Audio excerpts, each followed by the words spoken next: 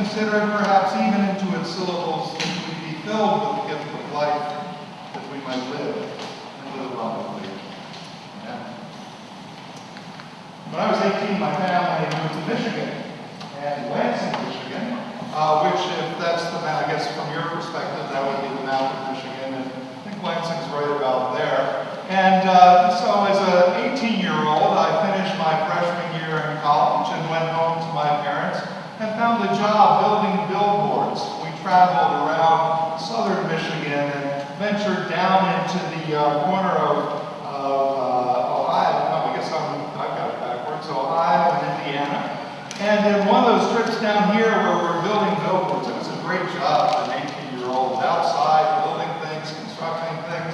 But they turned to me in Indiana and said, this truck, we're done with this truck. Somebody has to drive it back to Lansing. You do it.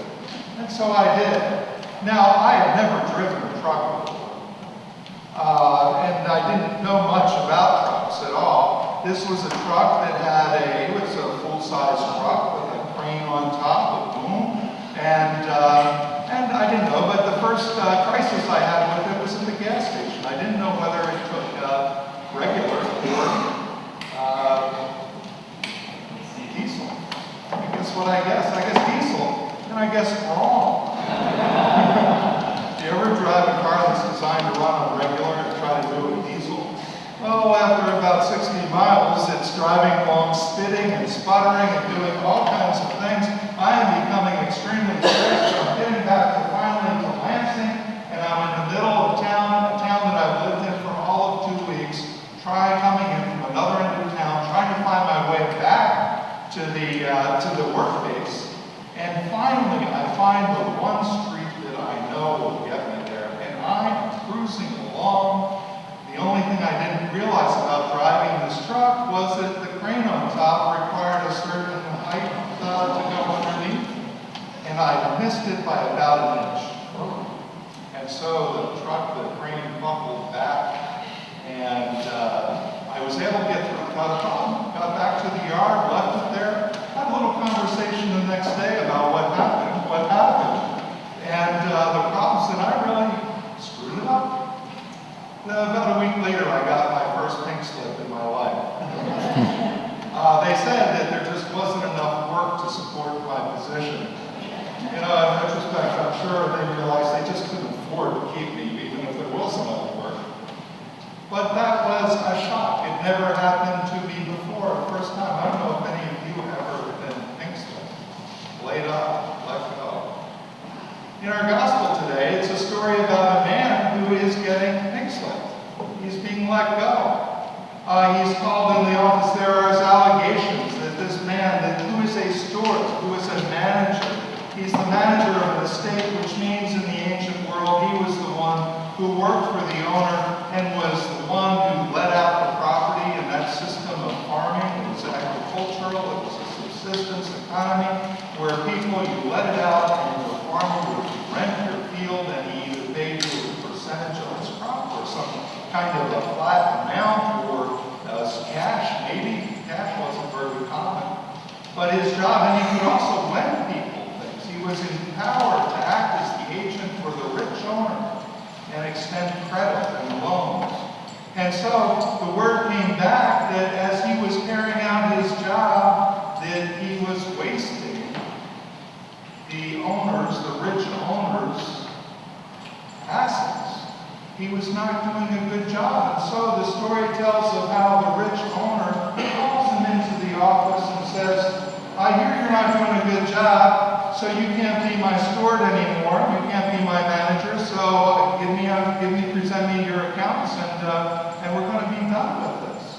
Now, this is a process that can't be done that way if you're a government employee, I know. At least there are stories I've heard that would be unheard. Could you imagine being called into the boss's office and told, I'm sorry, based on what I've heard, you're done. And this man hears that message. And the first thing I say this about federal employees, because I've heard the stories of people that screw up all the time, at least in the eyes of others, and they never, there's the process, there's always some kind of procedure that you can protest. You can say, wait a minute, that there has to be some kind of progressive steps of warning and disciplinary warnings and things of that sort before you can do this. But there's none of that in this story. There's always the option that you can test it and say, wait a minute, that's not true. Let me tell my side of the story. Or it could be that give me the opportunity to prove you wrong. Give me a second chance. These are all options that you think would be in place, or that in today's world, I suspect most of us would assume that we'd be getting some kind of warning along the way before we're let go, or that there'd be some opportunity to make your case and say, wait a minute, give me a second chance. Let me prove it. These people are wrong. But this man doesn't do any of that. His reaction is to very quickly say, what am I going to do? What will I do to live? That I can't work in the field. I mean, if any of you got laid off, how many of you could go to manual labor? Lawyers, librarians. What could you do? I'm too proud to beg. Would any of us opt to beg? To beg? No. What he does, though, is he says, I'm going to go to the people who are the debtors, and I have a plan because I need to ingratiate. I can't do this alone. I can't make it alone. I need to find people who will be my friends and allies and supporters. When I got mixed up, I had the safety net. I call it mom and dad. But here's this man that we don't know much about. Maybe he is a parent. Maybe he is in his 50s and is getting laid off without many prospects. What am I to do? And he takes the credit slips that people owe, and he writes down, says, how much do you owe? Oh, 100 jars of oil. Something like 900 gallons of oil. Cut it in half. Cut it in half. Oh, what do you owe? Oh, so many measures of wheat, the equivalent of about 250 bushels of wheat. A large amount. Take 20% off. Just write it off. And in the process, he's making friendships or relationships, counting that their house will be open, that they will extend hospitality to him. And he does that. When he meets the rich owner, the rich owner knows what he's done, and he's called the unjust steward. He's called the one that is adakios in Greek, the one who is out of sync, who's outside of righteousness, who's outside of doing what's just. In this translation, he's called the dishonest steward, but that's kind of a mistranslation. He's really someone who is out of faithfulness to God. He's out of the right according to this. And sometimes I have to look at this text and say, well, what did he do that got him out of the right? The right thing to do would have been this issue of grievance or to pursue some procedure. But he has set all of the normal process, the expected, aside, and by doing that, he becomes adakios in two different ways. The one is he's susceptible to being judged as dishonest, as morally wrong, or somehow out of touch. A moral judgment is passed on you, and isn't that the fear that we might have if we lose our work, that there's something wrong with us? If we're the ones who lose the jobs, or laid off, fired, and whatever you want to call it, how graciously it's done, with or without a golden parachute.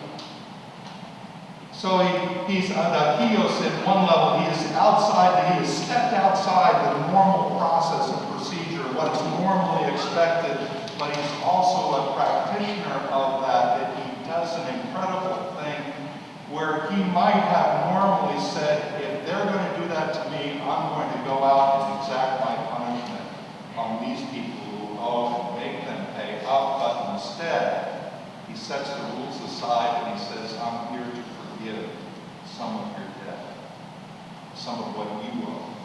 I'm going to write it off. He has set the rule book aside, and that is how he proceeds to do it.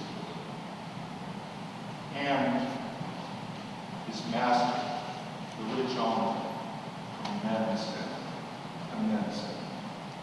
The the rest of the Gospels attempts to explain the nonsensical.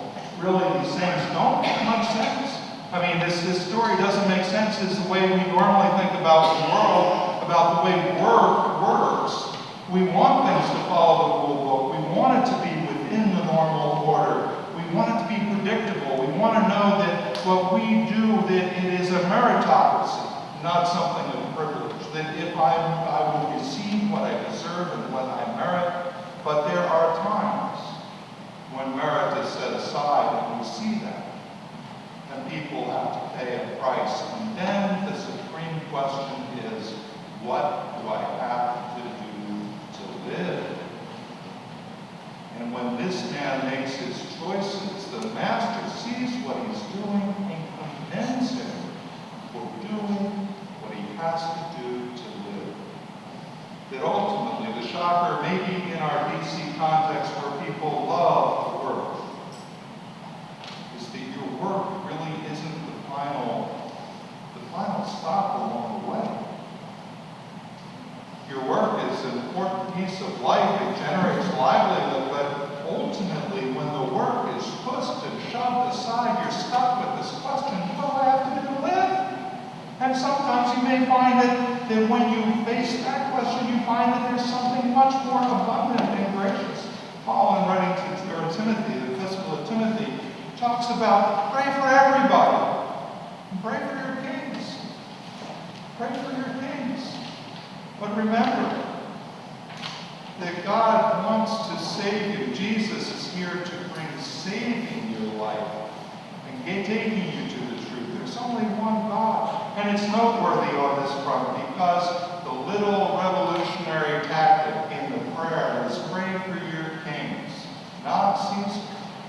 In that day, there was only one king worth praying to, and that was not God or Jesus. It was Caesar.